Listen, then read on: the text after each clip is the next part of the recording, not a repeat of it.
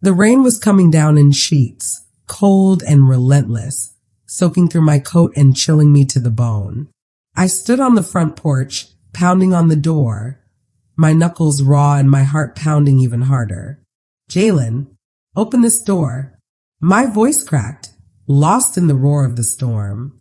But the only answer was silence, broken by the distant rumble of thunder and the steady drip of water from the porch roof. I never thought I'd see the day my own son would lock me out of my own home. But that night, as the rain poured and the world seemed to turn its back on me, I learned that sometimes the people you trust most can hurt you the deepest, and that sometimes help comes from the most unexpected places. Let me take you back to how it all began. Before the storm, before the betrayal, before the neighbor across the street saw everything and changed the course of my life. My name is Bernice LaRue, and I've lived on Maplewood Avenue for nearly 40 years. This house, with its creaky floors and faded blue shutters, was where I raised my children, where I nursed my late husband through his final days, where I built a life out of love, sacrifice, and hard work. I never imagined that one day I'd be standing on the outside, begging to be let in. Jalen, my youngest, was always the charmer. He had a smile that could light up a room and a way of talking that made you believe every word he said. After his father passed, he moved back in with me, promising to help out, to keep me company, to make sure I was never lonely. At first, it was a blessing. The house felt alive again, filled with laughter and music and the smell of his favorite gumbo simmering on the stove. But as the months went by, things started to change. Jalen lost his job, started staying out late, bringing home friends I didn't know, running up bills I couldn't pay. I tried to talk to him, to remind him of the values his father and I had worked so hard to instill. But he just brushed me off saying, "Mama, I got this. Don't worry so much." I worried anyway. I watched as the boy-eyed Rays turned into a man I barely recognized, angry, restless, always looking for someone else to blame. The arguments started small, over money, over chores, over the way he talked to me. But they grew, louder and uglier, until the house felt like a battlefield. One night, after another shouting match about the overdue electric bill, Jalen stormed out, slamming the door so hard the windows rattled. I sat at the kitchen table, my hands shaking, wondering where I'd gone wrong. I prayed for patience, for wisdom, for the strength to hold my family together. The next morning, he was gone. No note, no call, just an empty room and a pile of dirty laundry. I tried to reach him, but his phone went straight to voicemail. For 3 days, I waited, jumping every time the phone rang, hoping it was him. When he finally came home, he was sullen and silent, refusing to look me in the eye. That was the beginning of the end. The tension in the house grew thicker with each passing day. Jalen started locking his door, keeping secrets, treating me like a stranger in my own home. I tried to reach out to remind him of the love we shared, but he pushed me away, building walls I couldn't climb. Then came the night of the storm. I'd gone out to check on the gutters, worried they'd overflow and flood the basement. By the time I finished, I was soaked to the skin, shivering and exhausted. I hurried back to the front door, only to find it locked. I knocked, then pounded, calling Jalen's name. No answer. I tried the back door, the windows, everything was locked tight. I stood on the porch, the rain lashing my face, my heart pounding with fear and disbelief. How could my own son do this to me? What had I done to deserve this kind of cruelty? I thought about the years I'd spent caring for him, the sacrifices I'd made, the love I'd given without question. And now I was alone, locked out in the storm. But I wasn't as alone as I thought.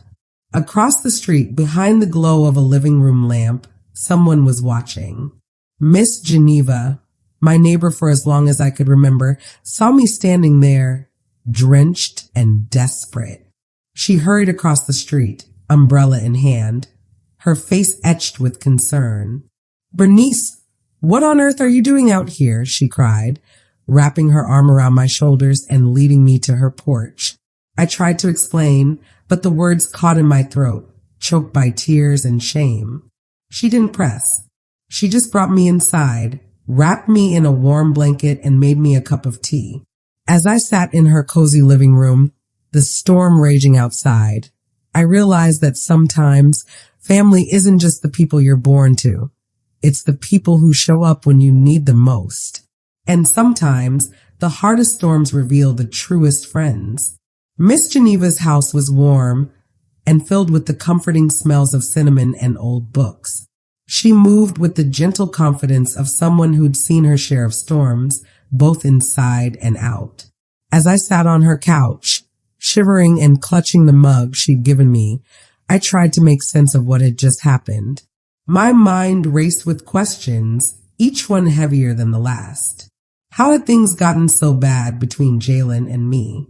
Was there something I could have done differently?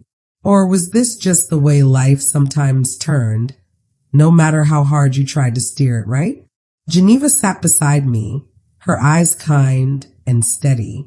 "You don't have to talk about it if you don't want to, Bernice," she said softly.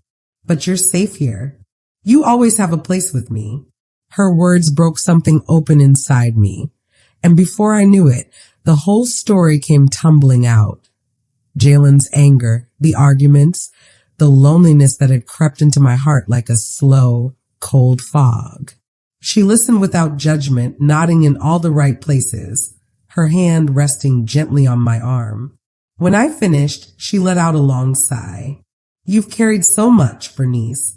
Sometimes our children lose their way, but that doesn't mean you failed them. You did your best. You still are." I wiped my eyes, embarrassed by my tears. "I just don't understand Geneva. He used to be so sweet, so full of dreams. Now it's like he's a stranger. I don't even know how to reach him anymore." Geneva nodded, her gaze thoughtful. "Sometimes when people are hurting, they push away the ones who love the most. Maybe he's lost, but that doesn't mean you have to lose yourself, too." Her words settled over me like a bomb. I realized I'd been so focused on saving Jalen that I'd forgotten to take care of myself. I'd let his pain become my own, let his anger fill the house until there was no room left for peace. The rain eased up, tapping gently against the windows. Geneva insisted I stay the night, and I was too tired to argue. She set up the guest room with fresh sheets and a soft quilt, and as I lay in the unfamiliar bed, I listened to the quiet hum of her house. It was a different kind of silence than the one that had filled my own home, a peaceful, healing quiet that let me finally rest. The next morning, I woke to the smell of coffee and the sound of gospel music playing softly in the kitchen. Geneva greeted me with a smile and a plate of hot biscuits. "Eat, child. You need your strength." I ate slowly, savoring the food and the kindness. After breakfast, Geneva walked me back across the street. The sky was clear, the air fresh and clean after the storm. My house looked the same as always, but I felt different, stronger, steadier, less afraid. I tried the door again, half expecting it to still be locked, but this time it opened. Jalen was in the kitchen, his back to me, making coffee. He didn't turn around when I came in. For a moment, I just stood there, watching him, unsure of what to say. Finally, I cleared my throat. "Morning, Jalen." He stiffened, then turned, his eyes wary. "Morning, Mama." We stood in silence, the tension thick between us. I wanted to yell, to demand an explanation, to make him see how much he'd hurt me. But instead, I took a deep breath and spoke quietly. "Why did you lock me out last night?" He looked away, his jaw tight. "I was mad. I needed space. I didn't think you'd be out there that long." His words stung, but I forced myself to stay calm. "You didn't think at all, Jalen. You just acted, and you hurt me." He flinched, guilt flickering across his face. I'm sorry, Mama. I really am. I don't know what's wrong with me lately. I wanted to reach out to comfort him, but I held back. You need to figure that out, Jalen, because I can't keep living like this. I love you, but I won't let you treat me this way. He nodded, his shoulders slumping. I know. I'll try to do better. I left him in the kitchen and went to my room, closing the door behind me. I sat on the edge of the bed, my heart heavy but resolute. I knew things wouldn't change overnight, but I also knew I couldn't keep sacrificing my own well-being for the sake of peace. Later that day, Geneva stopped by to check on me. She brought a basket of muffins and a note that read, "You are stronger than you think." I smiled, feeling the truth of her words settle deep in my bones. That evening, as the sun set and the world grew quiet, I sat on the porch and watched the lights come on in the houses up and down the street. I thought about the neighbor who had seen me in my moment of need, about the kindness that had saved me from the storm. I realized that sometimes the people who watch from across the street are the ones who see us most clearly, who remind us of our worth when we've forgotten it ourselves. The days that followed were uneasy, like walking on a floor that might give way at any moment. Jalen moved through the house quietly, avoiding my eyes, his presence a shadow of the son I once knew. I kept to my routines, watering the plants, calling my sister in Baton Rouge, reading my Bible in the early morning light. But the house felt different, as if the storm had left something unsettled in its wake. Geneva checked in on me every day, sometimes with a casserole, sometimes just a smile and a wave from her porch.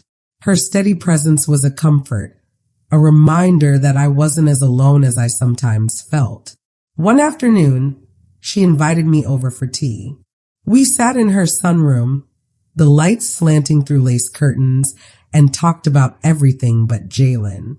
She told me stories about her late husband, about growing up in Alabama, about the time she'd marched for civil rights in Selma. Her stories were full of grit and hope, and I found myself laughing for the first time in days. But even as I tried to move forward, the memory of that night lingered. I replayed it in my mind, standing in the rain, pounding on the door, the sting of betrayal sharper than the cold. I wondered if Jalen understood how deeply he'd hurt me, or if he was too lost in his own troubles to see beyond them. One evening, as I was folding laundry, I heard a knock at the door. I opened it to find Jalen standing on the porch, his hands shoved deep in his pockets, his eyes downcast. For a moment, neither of us spoke. Then he cleared his throat. "Mama, can we talk?" I nodded, stepping aside to let him in. We sat at the kitchen table, the same table where I'd bandaged his scraped knees and helped him with his homework, where we'd celebrated birthdays and mourned losses. The silence between us was heavy, but I waited, letting him find his words. "I know I messed up," he said finally, his voice barely above a whisper. "I don't know what's wrong with me. I feel angry all the time. Like nothing I do is good enough. I take it out on you and that ain't right." I listened, my heart aching. "Jalen, I love you. I always will. But you can't keep treating me like this. You need help, baby. Maybe talk to someone. A counselor, a pastor. Somebody who can help you work through what you're feeling." He nodded, tears glistening in his eyes. "I'm scared, Mama. I don't want to end up like Daddy, angry and alone." I reached across the table and took his hand. "You're not alone, Jalen, but you have to want to change. You have to do the work." He squeezed my hand, his grip trembling. "I'll try, Mama. I promise." That night, I prayed for him, for both of us. I asked for strength, for patience, for the wisdom to know when to hold on and when to let go. I knew the road ahead would be hard, but I also knew that healing was possible if we both were willing to try. The next morning, I woke to the sound of laughter outside. I looked out the window and saw Geneva in her garden, talking with the neighbors' children as they helped her pick tomatoes. The sight made me smile, a small reminder that life goes on, that joy can be found even in the midst of sorrow. I decided to join them, pulling on my old gardening gloves and heading across the street. Geneva greeted me with a hug, her eyes twinkling. Come on, Bernice. These tomatoes won't pick themselves. We spent the morning in the garden, our hands busy and our hearts light. The children told stories and sang songs, their voices rising above the hum of bees and the rustle of leaves. For a few hours, I forgot about the troubles waiting for me at home. I let myself be present, grateful for the simple pleasures of sunshine and friendship. As the days turned into weeks, Jalen began to change. He started going to church with me again, sitting quietly in the back pew, his head bowed in prayer. He found a job at the local grocery store, stocking shelves and bagging groceries. It wasn't much, but it was a start. He even agreed to meet with the pastor to talk about what he was going through. Our relationship was still fragile, but there were moments of hope, shared meals, quiet conversations, the occasional smile that reminded me of the boy he used to be. I knew we had a long way to go, but I also knew we were moving in the right direction. One evening, as we sat on the porch watching the fireflies, Jalen turned to me and said, "Thank you, Mama, for not giving up on me." I smiled, my heart full. That's what mamas do, baby. We keep loving no matter what. The summer heat softened as August rolled in, and the days grew a little easier. Jalen kept his promise. He went to work every morning, came home in the evenings, and even started helping around the house again. He fixed the leaky faucet in the kitchen, mowed the lawn without being asked, and sometimes brought home groceries with his own money. It wasn't just the chores, it was the way he moved, the way he spoke, softer and more careful, as if he was trying to mend something fragile between us. I noticed the change, but I didn't rush to trust it. I'd learned that healing takes time, that wounds don't close overnight. Still, I let myself hope. I let myself believe that maybe, just maybe, the storm had passed and we were finding our way back to each other. Geneva remained my anchor. She'd wave from her porch every morning, sometimes stopping by with a basket of peaches or a jar of homemade jam. We'd sit together in the evenings, talking about everything from the weather to the latest church gossip. She never pried about Jalen, but I knew she was watching, quietly rooting for us. One Saturday, Geneva invited me to a block party she was helping organize. "It's time you got out and had some fun, Bernice," she said, her eyes sparkling. "You've been carrying the weight of the world on your shoulders. Let the neighborhood lift you up for a change."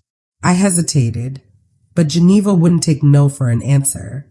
That afternoon, I put on my best sundress, fixed my hair, and walked across the street with a plate of my famous sweet potato pie.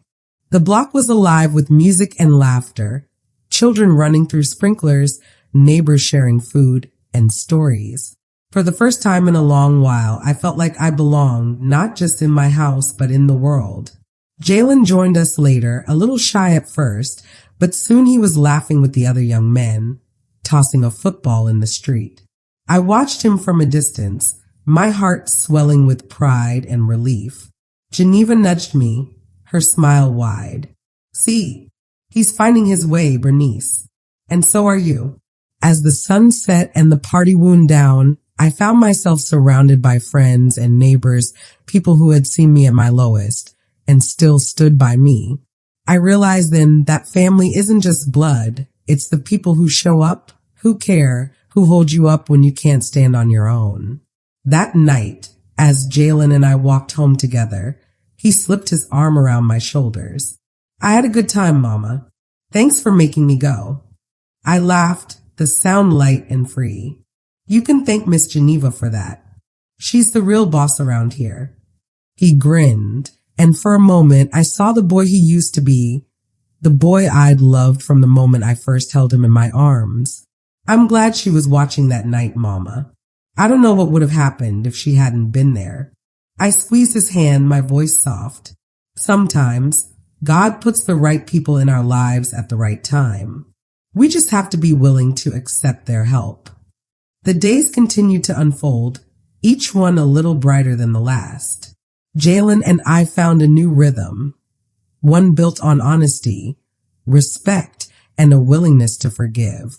We still had our moments, still stumbled over old hurts and new misunderstandings, but we faced them together, no longer alone. One evening, as we sat on the porch watching the stars, Jalen turned to me, his expression serious. Mama, I want to make things right. I want to be the son you deserve. Tears pricked my eyes, but I smiled, reaching for his hand. You already are, Jalen. You always have been. You just lost your way for a while. But you found your way back, and that's what matters. He nodded, his grip tightening. I'm going to keep trying, Mama. I promise. I believed him. Not because I wanted to, but because I saw the change in him, felt it in the way he treated me, in the way he carried himself. I knew the road ahead would still have bumps, but I also knew we were walking it together. As the summer faded into fall, I found myself looking forward to each new day. I planted mums in the garden, baked pies for the church bake sale, and started volunteering at the community center with Geneva. My world, once so small and fearful, was opening up again.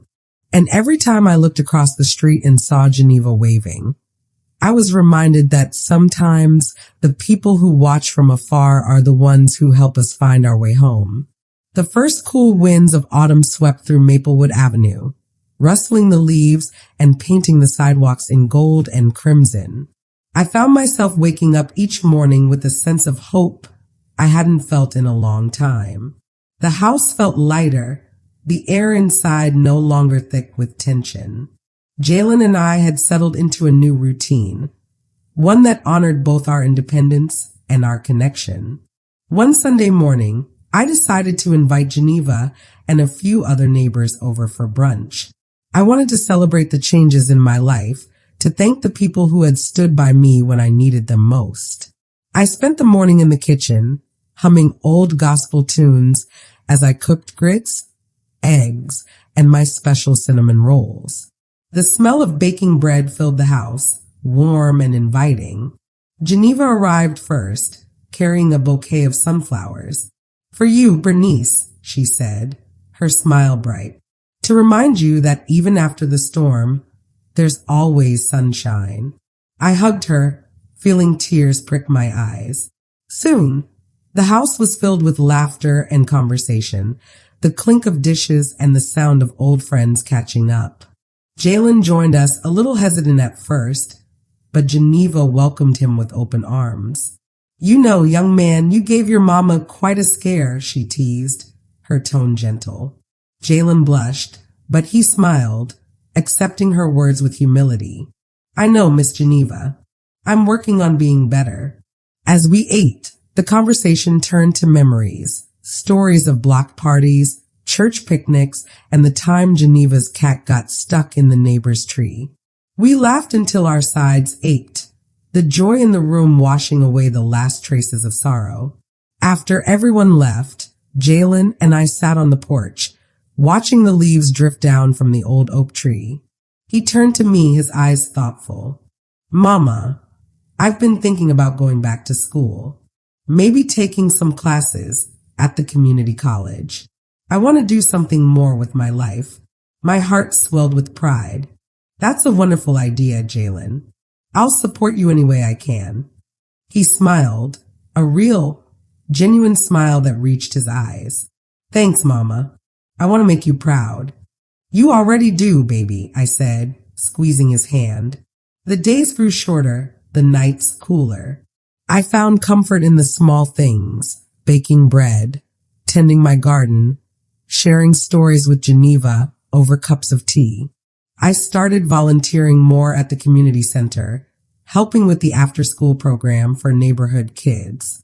It felt good to give back, to be part of something bigger than myself.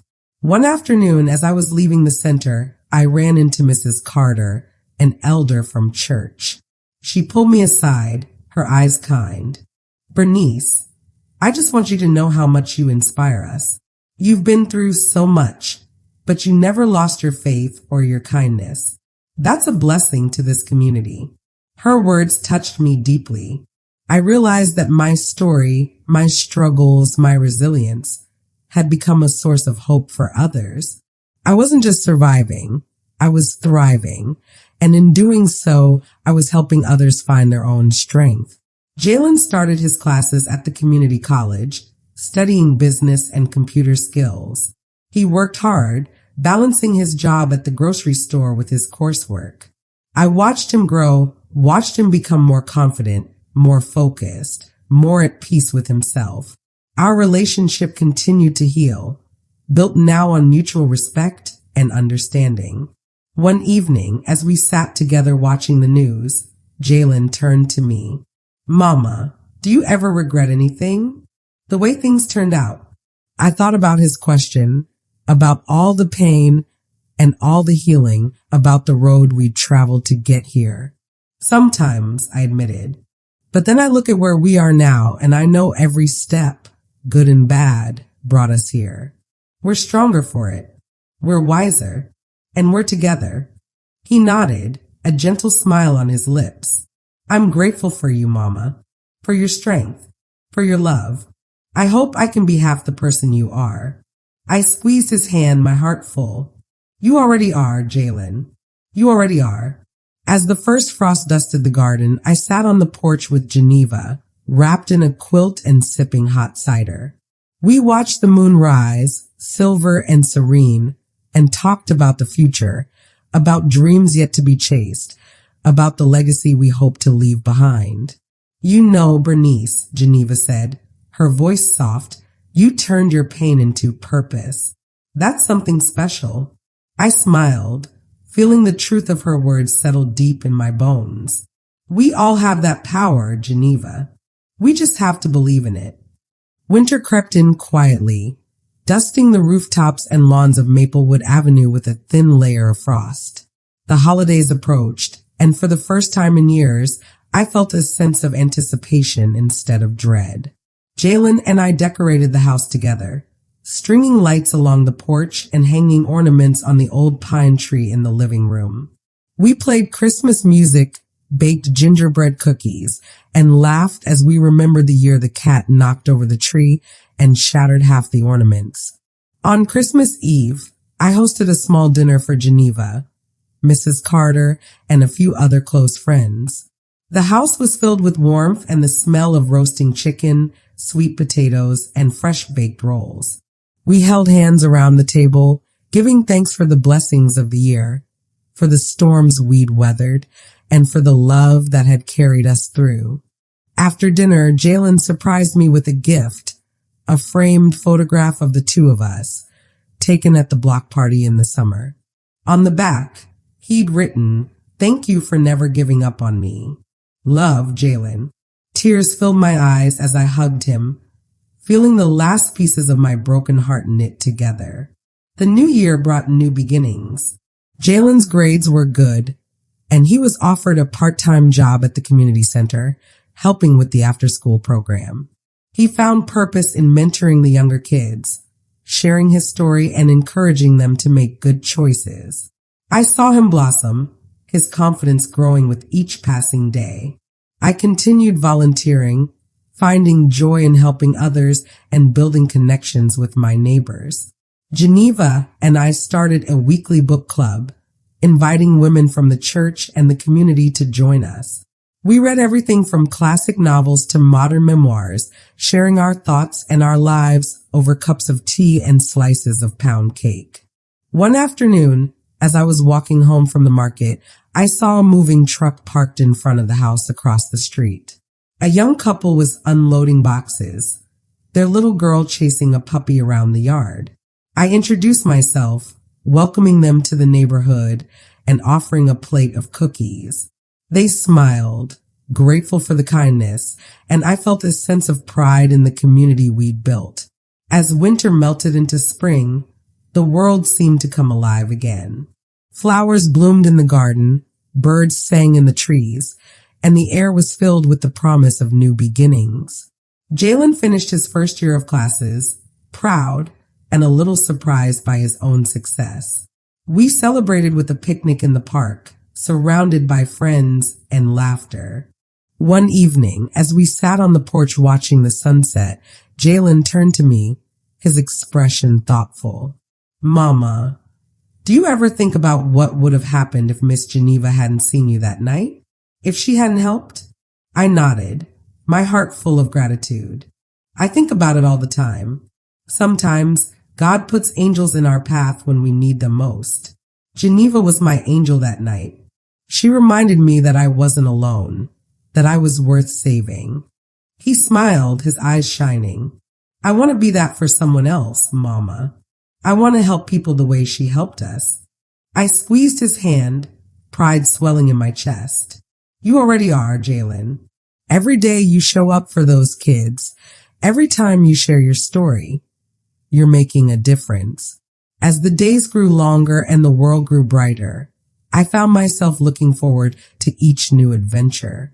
I planted a vegetable garden in the backyard, joined a quilting circle at the community center, and even started writing down my story, hoping it might help someone else find their way. Geneva remained my closest friend, my confidant, my sister in everything but blood. We shared our hopes and our fears, our triumphs and our failures, always lifting each other up. I realized that family isn't just the people you're born to, it's the people who choose you, who stand by you, who love you through every storm. One Sunday after church, Geneva and I sat on her porch, sipping lemonade and watching the children play in the street. She turned to me, her eyes wise and gentle. Bernice, you've come so far. You turned your pain into purpose, your struggle into strength. That's a gift and you should be proud. I smiled, feeling the truth of her words settle deep in my soul. Thank you, Geneva. I couldn't have done it without you. She squeezed my hand, her voice soft. We all need a little help sometimes. That's what community is for. As the sun set and the world grew quiet, I whispered a prayer of gratitude for the home I'd saved, for the family I'd rebuilt, for the strength I'd discovered within myself. I knew there would still be storms, still be moments of doubt and fear. But I also knew that I was ready for whatever came next. Spring brought a gentle warmth to Maplewood Avenue, coaxing tulips and daffodils from the earth and filling the air with the scent of new beginnings. I found myself waking up each morning with a sense of anticipation, eager to see what the day would bring. The house, once heavy with sorrow, now echoed with laughter and the soft hum of hope. Jalen's life continued to blossom. He was promoted at the community center, taking on more responsibility and mentoring even more kids. I watched him with pride as he led workshops, organized events, and became a role model for the younger boys in the neighborhood. He even started a small tutoring group, helping students with their homework and encouraging them to dream bigger. One Saturday, Jalen invited me to the center's annual family day. The gym was decorated with balloons and streamers, the tables piled high with food and games. Families from all over the neighborhood gathered to celebrate, their voices mingling in a joyful chorus. I watched as Jalen moved through the crowd, greeting everyone with a smile, his confidence shining. During the event, the director of the center called Jalen up to the stage. We want to recognize someone who has gone above and beyond for our community, she said, her voice ringing out over the crowd. Jalen LaRue, your dedication and compassion have changed lives. Thank you for being a light in our neighborhood. The applause was thunderous. I felt tears prick my eyes as I watched my son accept the award, his face glowing with pride and humility. He looked out into the crowd, found me, and smiled. In that moment, I knew that every hardship, every sleepless night, every tear had been worth it. After the ceremony, Jalen found me in the crowd and hugged me tight. I couldn't have done it without you, Mama, he whispered. You showed me what it means to never give up. I held him close, my heart full. You did the work, Jalen. You found your way. I'm just glad I got to see it. As the weeks passed, our bond grew stronger. We spent more time together, cooking, gardening, walking through the park. We talked about everything, from our dreams for the future to the lessons we'd learned from the past. I realized that forgiveness wasn't just about letting go of anger. It was about making space for something better to grow. Geneva continued to be a constant presence in our lives. She joined us for Sunday dinners, shared her wisdom and laughter, and reminded us to cherish the simple joys. One evening, as we sat on her porch watching the fireflies, she turned to me and said, "Bernice, you've built something beautiful here. You turned your house into a home again." I smiled, feeling the truth of her words settle deep in my bones. It wasn't just me, Geneva. It was all of us, this whole community. We lifted each other up. She nodded, her eyes shining. That's what family does. As summer approached, I decided to host a neighborhood barbecue. I wanted to celebrate not just the changes in my own life, but the strength and resilience of our entire community. Jalen helped me plan the menu. Geneva organized the games, and the neighbors pitched in with food and decorations. The day of the barbecue was perfect, sunny and warm, with a gentle breeze rustling the leaves. The yard was filled with laughter and music, the smell of grilled chicken and corn on the cob wafting through the air. Children played tag on the lawn. Neighbors swapped stories, and for a few precious hours, the world felt whole. As the sun set and the stars began to twinkle, I stood on the porch and looked out at the scene before me. I saw the faces of people who had become my family, who had stood by me through every storm. I felt a deep sense of gratitude, a quiet joy that filled every corner of my heart. Jalen joined me, his arm around my shoulders. "We did good, Mama," he said softly. I leaned into him, my heart full. "Yes, we did, baby. Yes, we did." That night, as I lay in bed, I thought about the journey we'd taken, the pain, the healing, the love that had carried us through. I realized that my story wasn't just about surviving. It was about thriving, about finding hope in the darkest of times, about building something beautiful from the ashes of what was lost. The days grew long and golden as summer settled over Maplewood Avenue. The garden I'd planted in the spring was now bursting with tomatoes, peppers, and sunflowers that reached for the sky. Every morning, I'd step outside with my coffee, feeling the sun on my face and the gentle breeze that carried the laughter of children playing down the block. It was a peace I hadn't known in years, and I cherished every moment. Jalen's transformation continued to amaze me. He was up early every day, tending the garden with me before heading to the community center. He'd come home in the evenings with stories about the kids he was helping, the new programs he was starting, and the small victories that made all the difference. I could see the pride in his eyes, the way he carried himself taller, more sure of his place in the world. One afternoon, as we were picking tomatoes, Jalen paused and looked at me. "Mama, do you remember that night you were locked out in the rain?" I nodded, the memory still sharp but no longer painful. "I remember, baby." He set his basket down and wiped his brow. "I think about it a lot, about how lost I was, how angry. I'm sorry for what I did. I don't think I ever really said it right." I put my hand on his shoulder, feeling the strength in him now. "You've said it, Jalen, and you've shown it. That's what matters." He smiled, relief softening his features. "I just want you to know I'm grateful.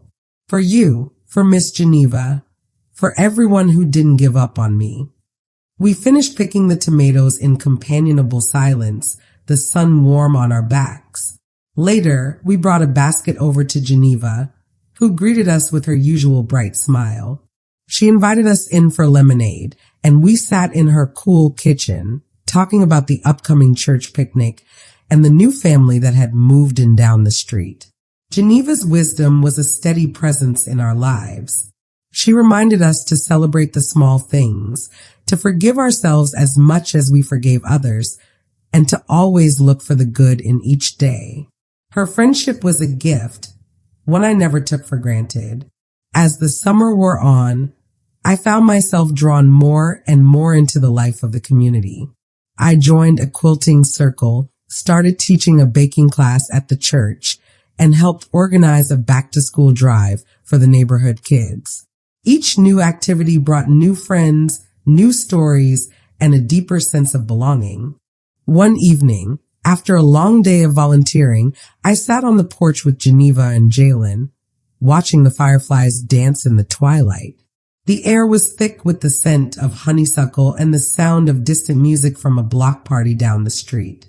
Geneva turned to me, her eyes twinkling.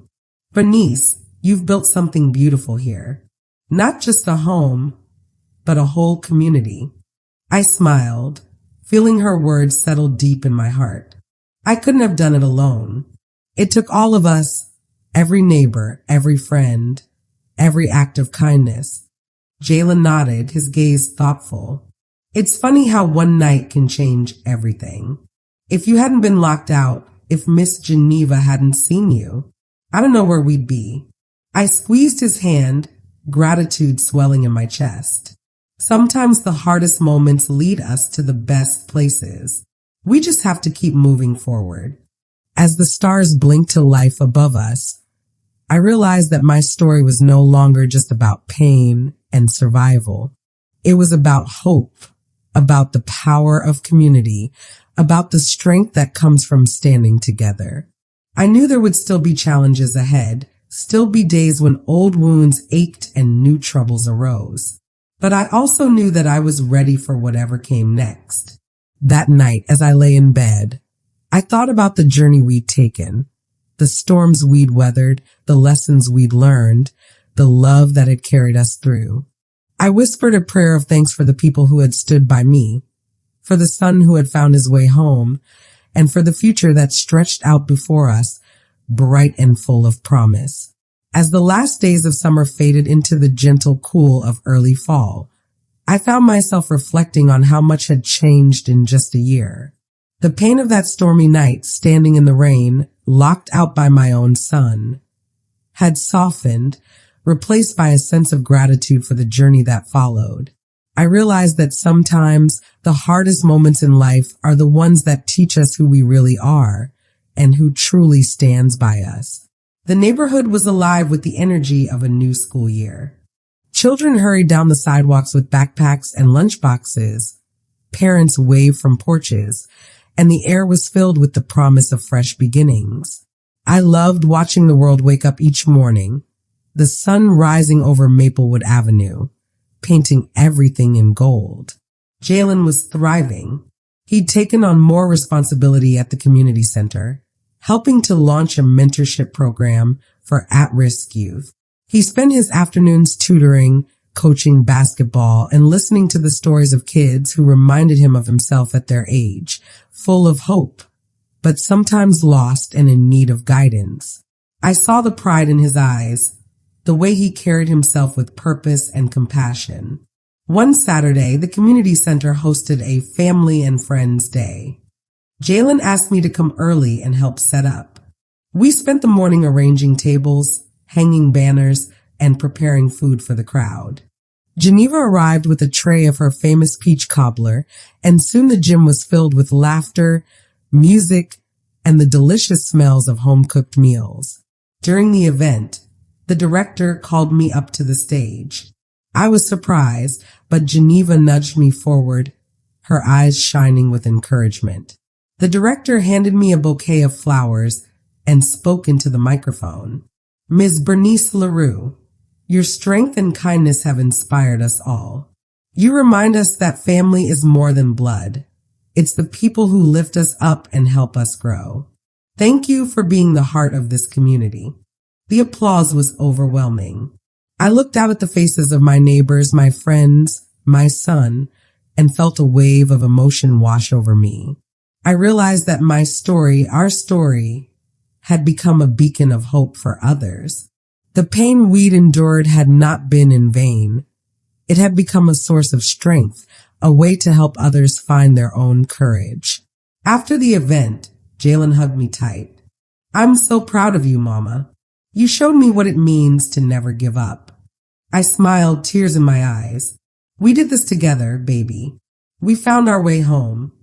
As the weeks passed, I continued to share my story at church, at the community center, with anyone who needed to hear that healing was possible.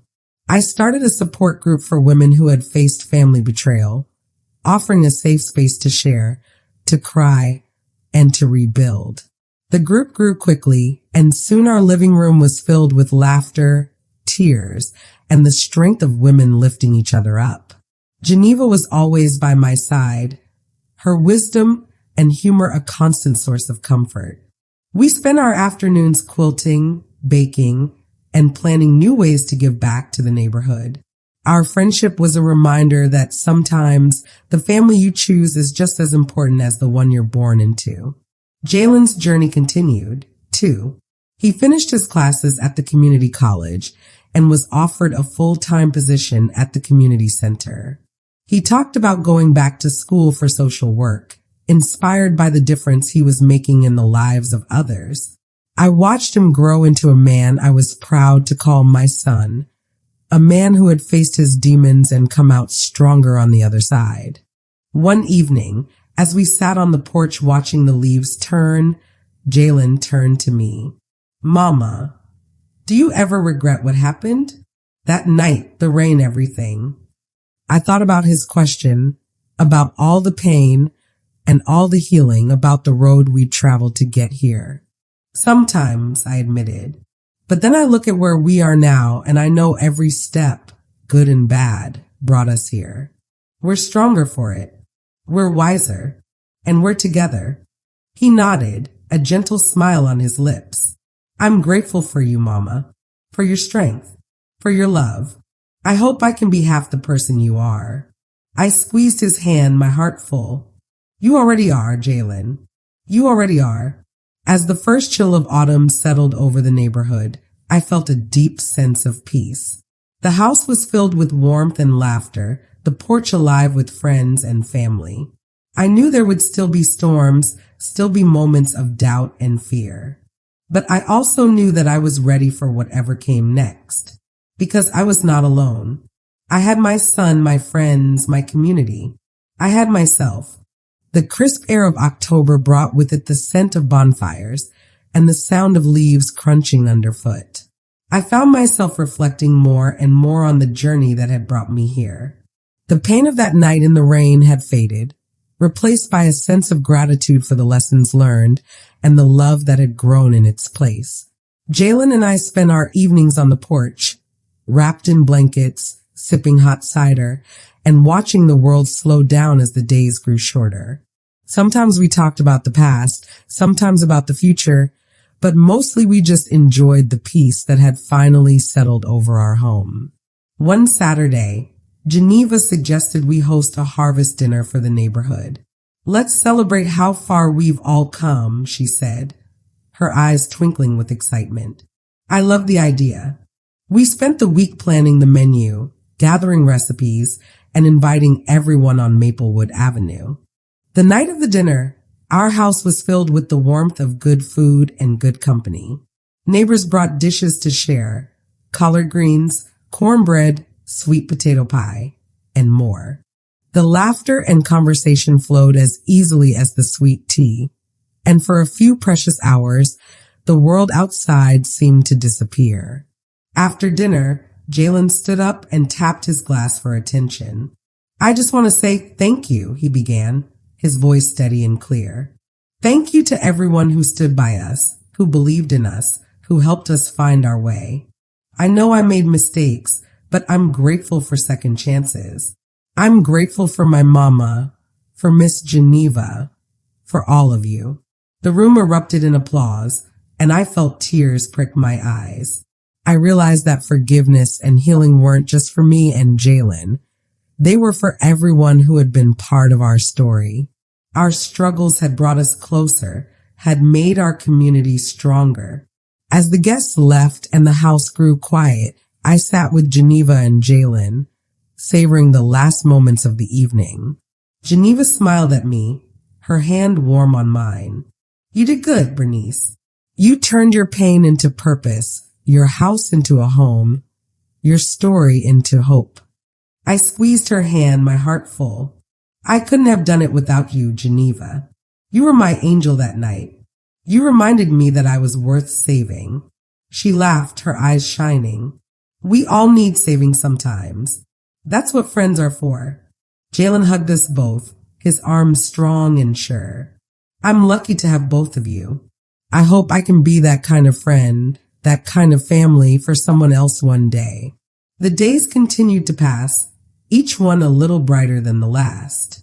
I found joy in the simple things, baking bread, tending my garden, sharing stories with friends. I started writing down my story, hoping it might help someone else find their way through the darkness. Jalen continued to thrive at the community center, mentoring kids and planning new programs. He talked about going back to school, about building a future that honored the lessons he'd learned. I watched him grow, watched him become the man I always knew he could be. One evening, as we sat on the porch watching the first stars appear, Jalen turned to me.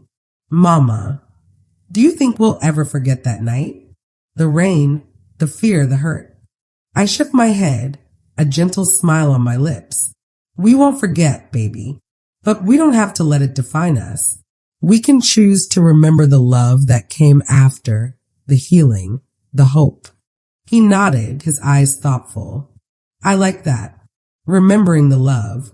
As the first frost of winter dusted the rooftops, I felt a deep sense of peace. The house was filled with warmth and laughter, the porch alive with friends and family. I knew there would still be storms, still be moments of doubt and fear.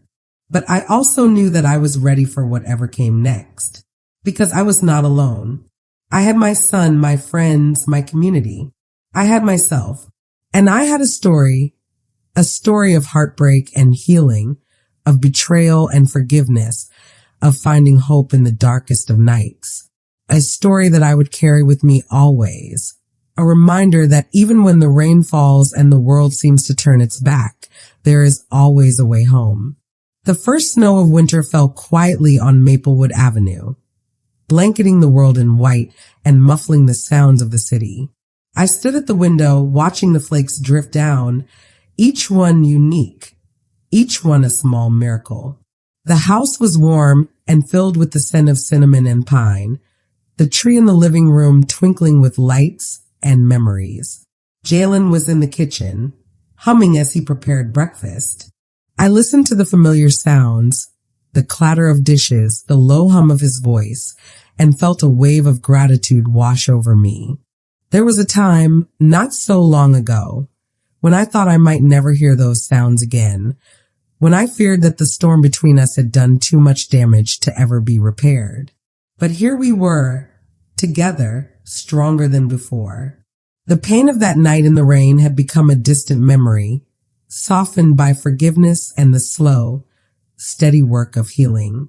I realized that the hardest moments in life are often the ones that teach us the most, not just about others, but about ourselves. After breakfast, Jalen and I bundled up and walked to Geneva's house, carrying a basket of fresh-baked rolls and a jar of homemade jam. Geneva greeted us at the door, her smile as bright as the winter sun. We spent the morning together, sharing stories and laughter, the warmth of friendship filling the room. As we sat around Geneva's table, sipping hot cocoa and watching the snow fall, I thought about the journey that had brought us here. I thought about the night I stood in the rain, locked out by my own son, and the neighbor who saw me, who reached out, who reminded me that I was not alone. I thought about the long road of forgiveness, the small steps and the big leaps, the moments of doubt and the moments of grace. Geneva looked at me, her eyes wise and kind. Bernice, you've come so far. You turned your pain into purpose, your house into a home, your story into hope. I smiled, feeling her words settle deep in my heart. Thank you, Geneva. I couldn't have done it without you. She squeezed my hand, her voice soft. We all need a little help sometimes. That's what community is for. Jalen nodded, his gaze thoughtful. I'm grateful for both of you. For second chances. For the chance to make things right. We sat in comfortable silence, the snow falling softly outside, the world hushed and peaceful.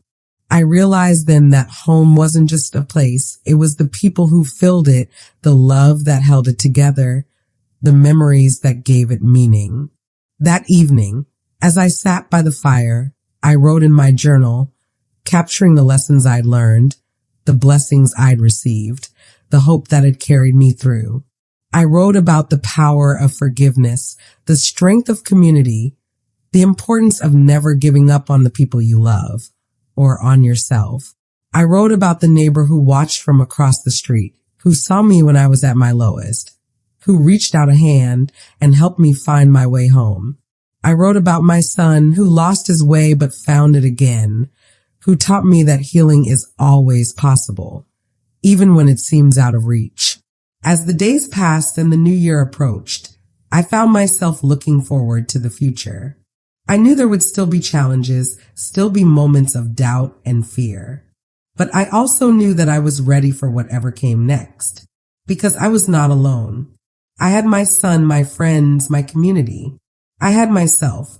And I had a story of heartbreak and healing, of betrayal and forgiveness, of finding hope in the darkest of nights.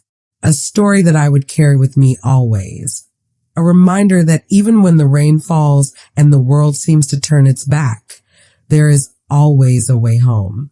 On New Year's Eve, Jalen and I stood on the porch, watching the fireworks light up the sky. He put his arm around my shoulders and I leaned into him, feeling the steady beat of his heart. Happy New Year, Mama, he whispered. Happy New Year, baby, I replied, my voice full of love and hope. As the fireworks faded and the world grew quiet, I whispered a prayer of gratitude for the home I'd saved, for the family I'd rebuilt, for the strength I'd discovered within myself. I knew that my story was far from over. There would be new chapters, new adventures, new lessons to learn. But I was ready. I was home.